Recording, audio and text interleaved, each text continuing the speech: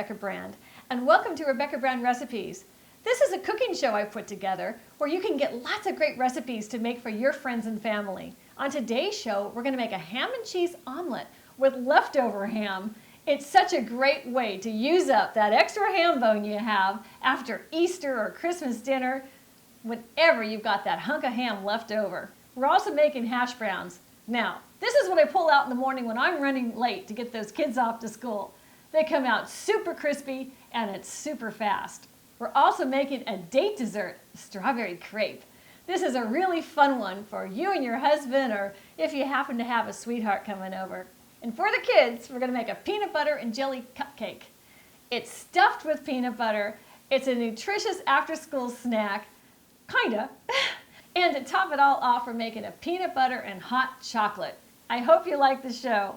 If you see something you want to make at home, stay to the end and I'm going to tell you where you can go to get these recipes. Let's start cooking.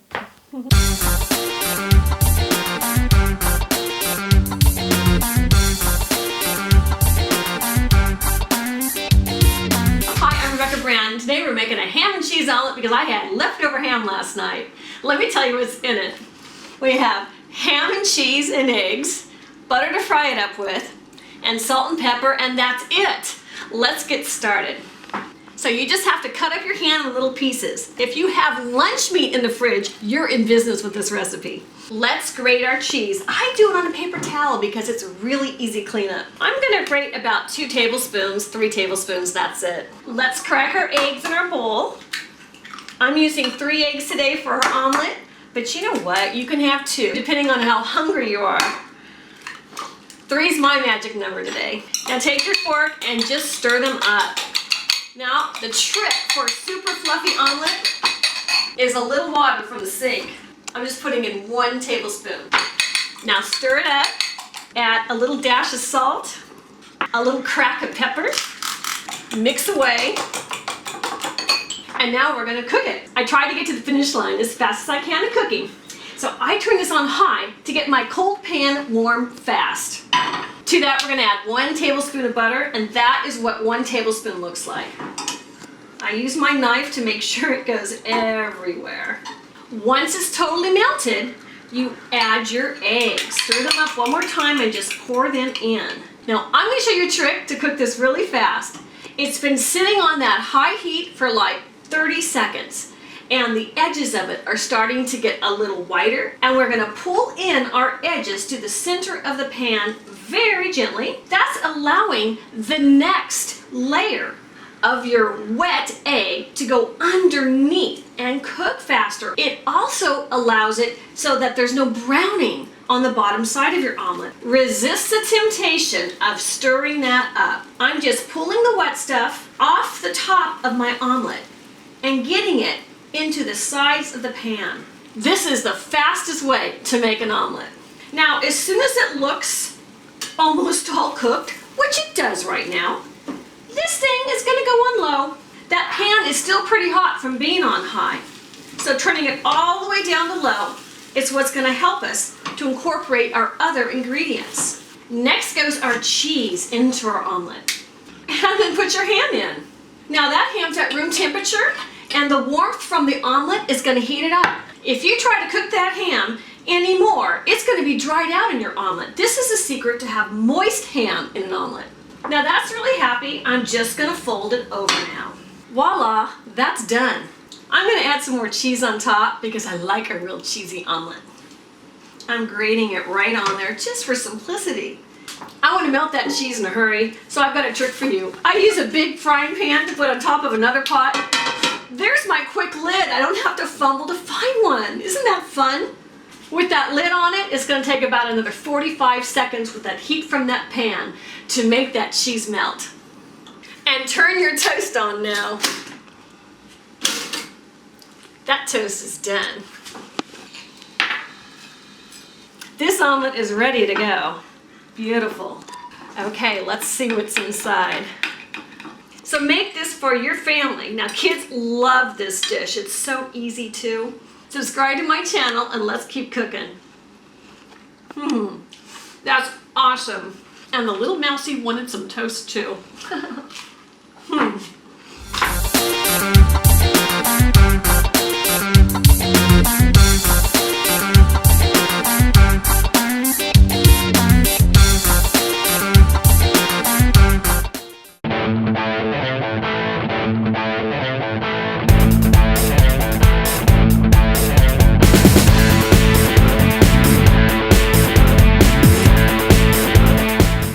Rebecca Brandt, and today we're going to make fast food hash browns.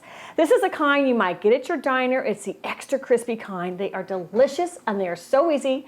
Let me tell you what's in them because you're not going to believe how simple this is going to be. We start with a potato. Any potato is fine. I'm using a brown russet today. We have our salt and we have our oil. That's it. Let's get started. We're going to peel our potato. So I like to use these bags. Y'all know that. So for this dish, you can use any potatoes. I'm using a brown russet, and it's a big one. It's a fatty today. All right, we're done. Look at my fast cleanup. Voila, into the trash it goes. We need to heat our oil up. I'm using a really big frying pan. I want a lot of surface area to get the crispy edges on my hash browns. I'm turning this on high, and I'm gonna put my oil in. Today I'm using canola. Any kind of vegetable oil or lard is fine. And I'm going to use about 4 tablespoons of the oil. You want to be generous because you want really crispy edges. I'm going to drain them on paper towels and take the extra oil off, so don't give me a ticket for all that oil right now. I'm going to grate my potato now, so you get a grater with the biggest holes possible and just go to town. This is a dish you can make at home in about 5 minutes. I love the speed of this, and it's so delicious, and it's homemade. This is better than any fast food hash browns you'll buy because everything is just so fresh. These potatoes haven't been frozen. When you get down to the nub, that's when I grab some paper towels so I don't get my fingers all messed up. My oil is hot. Let's go fry them up. On deck, I have my plate with a paper towel on it to catch all that grease I don't want to eat. Let's see if it's hot enough. It's on high. I'm just going to put a little one in. Sizzle, sizzle. It's time to cook. So grab a handful and just layer it thin. You want a thin layer because it's only going to get brown on the first layer. Touching that hot oil. Spread them out with a spatula, and that's a on high. I love cooking fast and getting to the finish line. So I often cook on the highest heat. But that's okay if you're right next to your food and you're babysitting it, which is what I'm doing. So I'm good. Get your salt now and you put your salt on it. I'm a salt girl. I have no sodium issues, as far as I know yet. So I'm pretty generous with that salt. I'm not a pepper girl, so I'm leaving out the pepper. But you might like pepper in your hash browns. Have at it. You're gonna cook this side for about 3 minutes. The rules of the road here is you may poke with your spatula to make it larger. You may not press and you may not stir. You do that, you're not going to get that crispy brown side. That's the secret. We're making progress when you can see those brown edges. Now look at that. Check it. Check the bottom. That looks really good. Almost time to flip. Look at how that freely moves in the pan. Loving that. Let's check it again. Now that looks great for me. That's exactly how I like it. So I'm going to use a 2 spatula flip method. Ah, beautiful. A little more salt on this side too. Phew. Love it. The second side's going to go faster. Oh no, that's ready. Look at that. That is so perfect. Yay, off. Ready to go. Now just put your hash browns on that paper towel. Get that extra oil off. Flip it. Now see, that's how much oil came out. So that's good. I'm going to eat this with an egg. Beautiful. Ah, over easy, just how I like it. Now I'm a ketchup girl when it comes to hash browns. Time for a bite. Subscribe to my channel. Let's keep making these great dishes together. Okay, so we have a little hash brown, a little ketchup. Do not give me a ticket. Here comes some egg. That's my perfect bite. Oh my gosh. That is decadent. This hash brown is so crispy. I can eat it like this with my fingers and dippy-doo in that ketchup. It's awesome. So let me know what you think of your hash browns. If you want to make those eggs, I have eggs 3 ways on my channel. Yummy.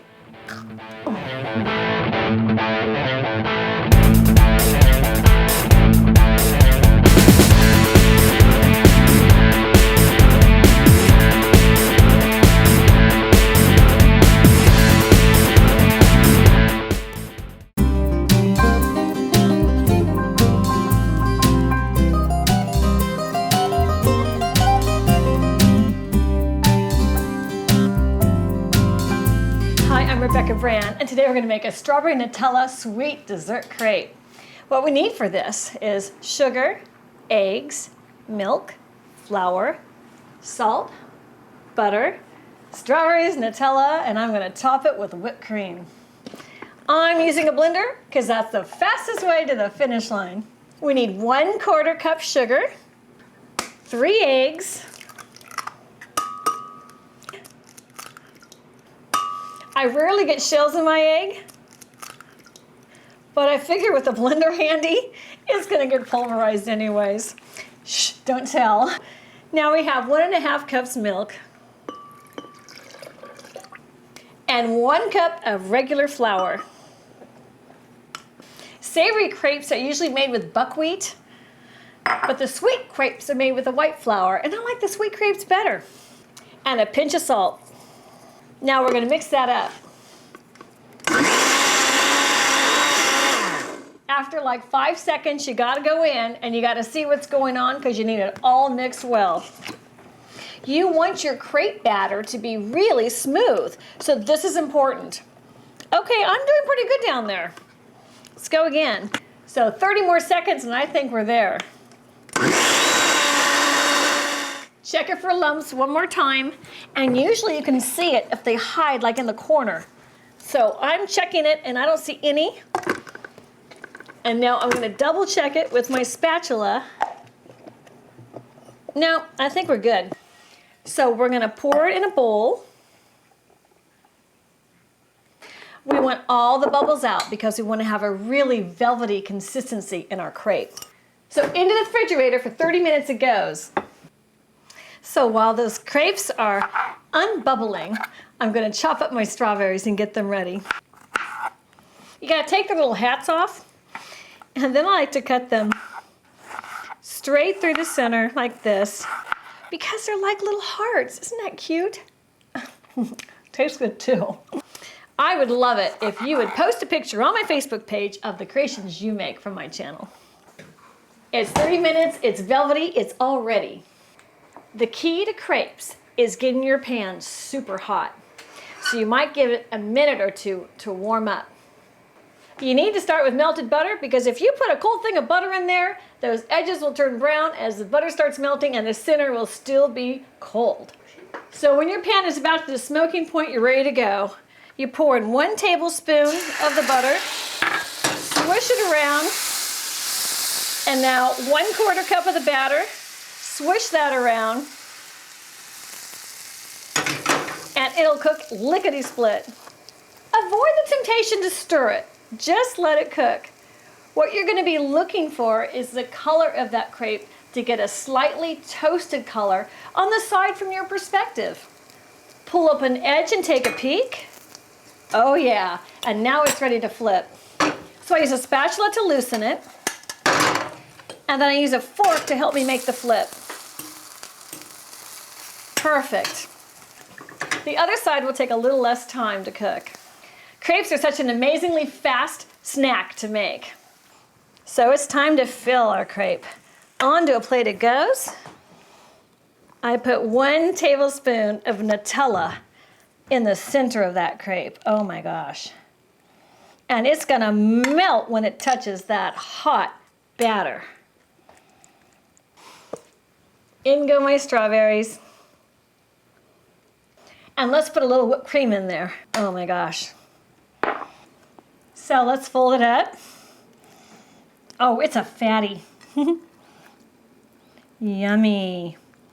Look at that. Ah, time for my bite. So subscribe to my channel. Let's keep cooking together because it's a heck of a lot of fun. Oh, oh, oh. Do you think this is going to fit in my mouth? I've been told I have a big mouth. I think so.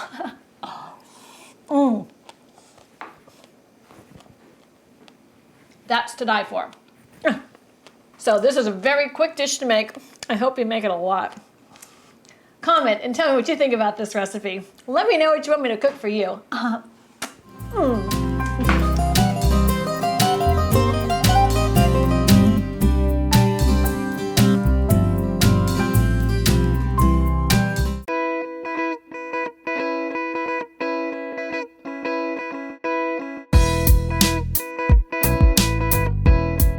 Hi, I'm Rebecca Brandon. Today we're going to make peanut butter stuffed cupcakes with a strawberry jam topping. These are delicious. The ingredients are butter, flour, baking powder, salt, sugar, eggs, vanilla extract, milk, peanut butter, strawberry jam, and strawberries. Let's get started. So we're going to set our oven at 350 degrees to preheat. You're going to have 1 cup of butter. This is 2 sticks, and I've softened them to room temperature. That's all you need to do. And you put them in a mixer, and you're going to beat that up for about 30 seconds. You want to get it really soft so their air goes in there. Now we're adding 1 1/4 cups of granulated sugar. This is your basic white sugar. And you're going to incorporate it and make it real fluffy. Now it's going to take you about 30 seconds. Now we're going to add 4 eggs. I do 1 at a time, why not? You know, I've got good odds when I crack an egg. I rarely get the shell in.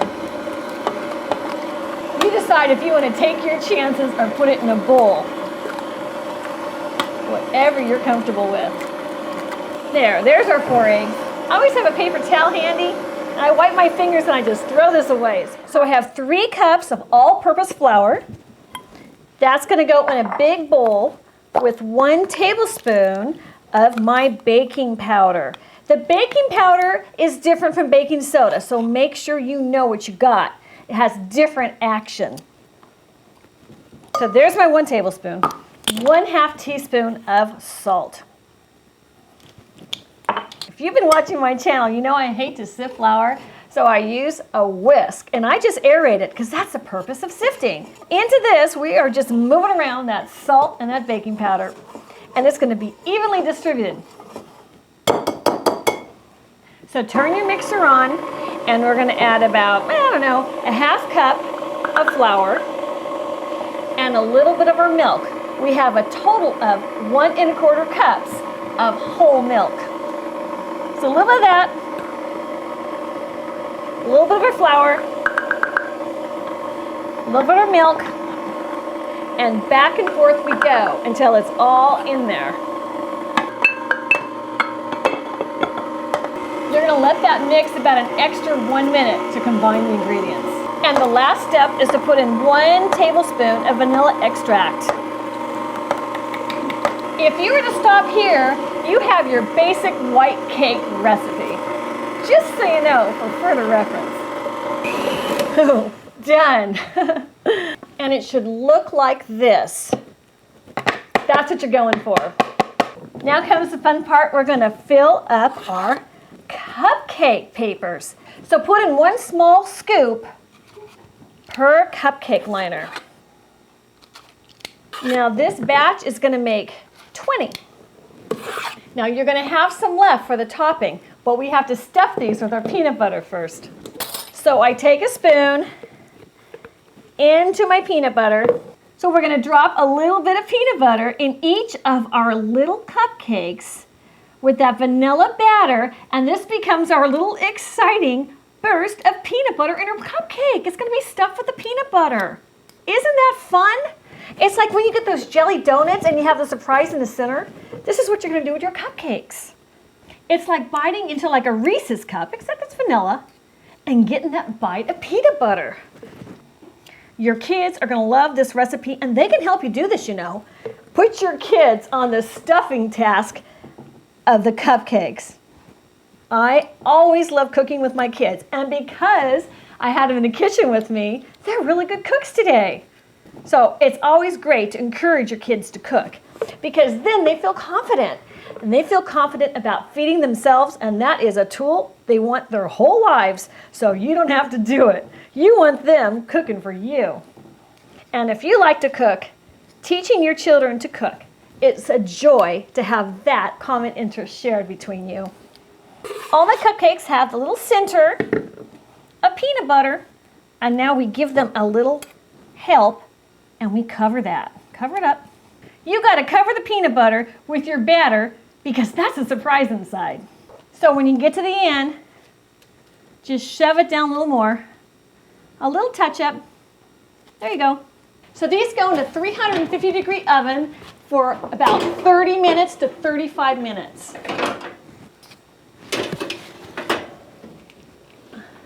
So while those cupcakes are cooking, I'm going to make our topping for it.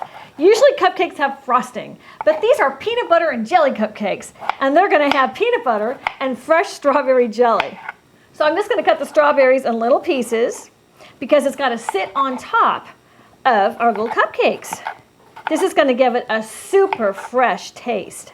Since these are peanut butter and jelly cupcakes, I thought for the frosting, I would just put some strawberries on top.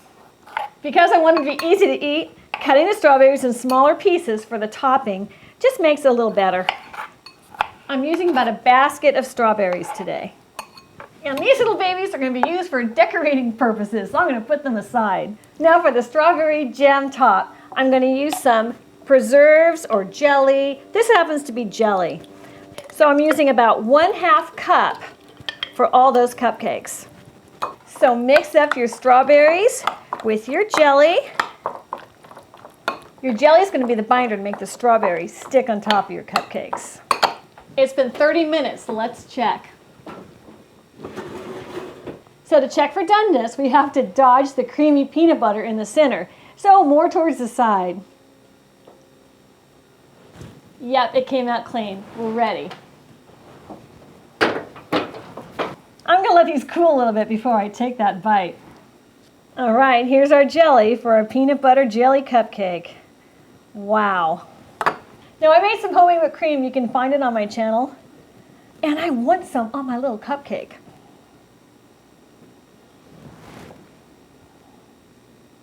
There. I can't wait to try this, so I'm going to have a bite right now. Subscribe to my channel and let's keep cooking together. Especially fun treats like this. Mmm. Mmm.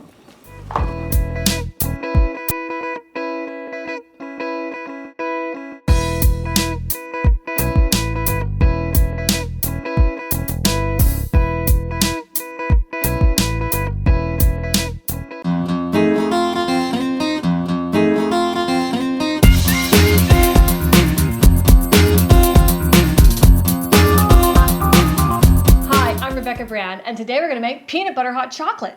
All you need for this is milk, brown sugar, smooth peanut butter, some baking cocoa, and whipped cream.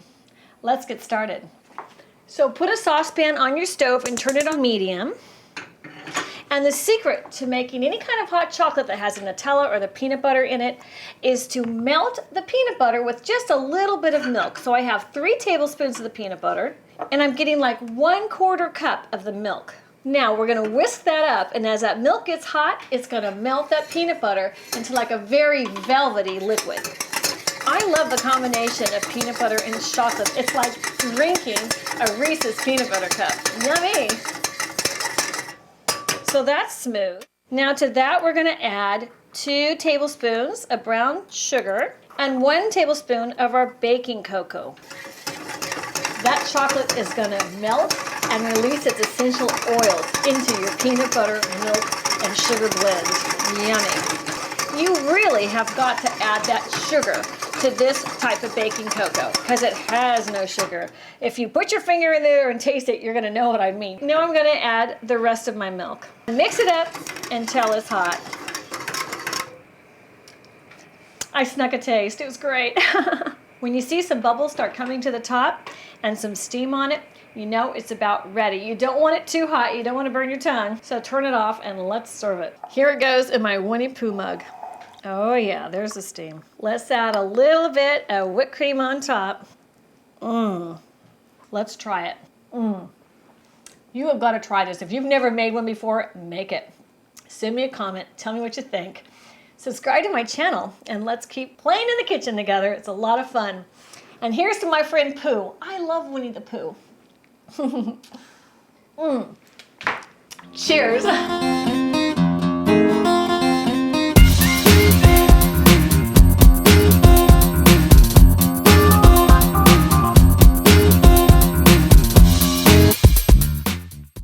If you want to make any of the recipes you saw on my show today, I've posted them all on YouTube. I'm going to show you how to find them so you can jot the recipes down and make it at your own house. So you got to get to a computer, you press your website browser, go to your address bar, and you type in www.youtube.com. Enter. Then YouTube's going to have its own little search bar. So in that search bar, you type in Rebecca Brand Recipes. You hit enter on your keyboard, and then you're going to get my page. So my page is going to come up, and then you want to search for the recipe you saw on the show. So you go into this little black thing. It's a black search bar. It's like you can never see it, so let me show you where it is. And in that bar, you type in what you saw. Let's say you saw a chicken recipe.